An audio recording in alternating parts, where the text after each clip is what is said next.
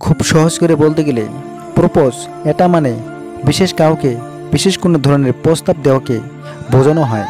ধরুন আপনার একটা মেয়েকে দেখে খুবই ভালো লেগেছে, এতটাই ভালো লেগেছে যে তার সাথে কথা বলতে চাচ্ছেন, তার সাথে আপনি প্রেম করতে চাচ্ছেন, আপনার ভালো লাগা খারাপ লাগা প্রতিটি বিষয় তার সাথে শেয়ার করতে চাচ্ছেন।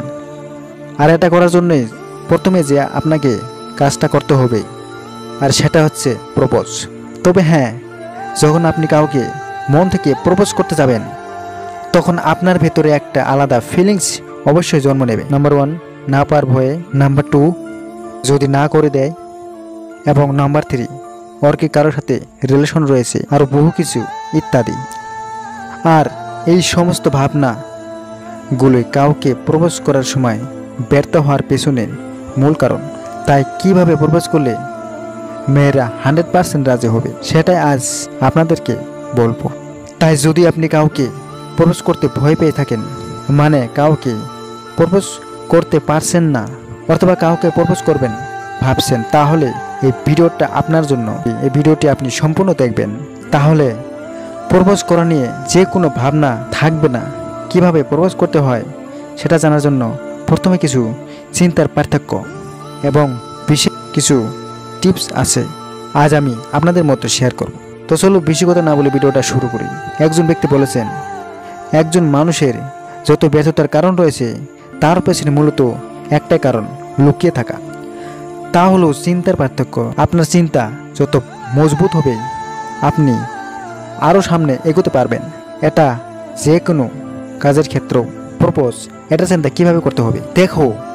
যখন আমরা কাউকে প্রপোজ করার কথা ভাবি তখন সর্বপ্রথম আমাদের মাথায় এটাই আসে, আচ্ছা ও যদি আমাকে না করে দেয়, আর ও যদি আমাকে পছন্দ না করে, কি জানি আবার ওর সাথে কার রিলেশন থাকতেও পারে। মানে এই সমস্ত ভাবনাগুলোই আমাদের সামনে এগোতে সব থেকে বাধা হয়ে দাঁড়ায়।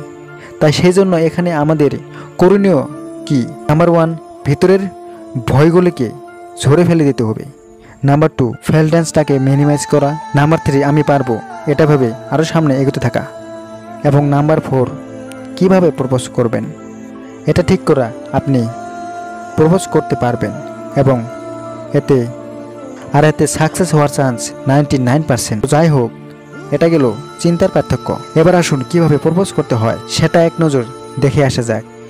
টিপস নাম্বার 1, আপনি যেমন অধম, অকর্মা, অলস এই সমস্ত লোকেদের অপছন্দ করেন, ঠিক আপনার মতো আমরাও কিন্তু একই ধরনের। তাই যাকে প্রপোজ করতে যাবেন তার কাছে এমন একজন সুপারস্টার হওয়ার চেষ্টা করুন যেন সে আপনাকে সব থেকে বেস্ট পারসন মনে করে। মানে এমন কিছু করে দেখান যেন সে আপনাকে অনেক অনেক ভালো মনে করে।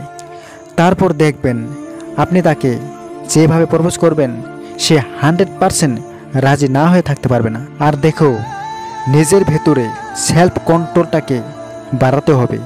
মানে আপনি পারবেন এটা ভেবে লেগে থাকতে হবে। এর জন্য আপনার কোনো এক্সট্রা টিপস অবলম্বন করা লাগবে না।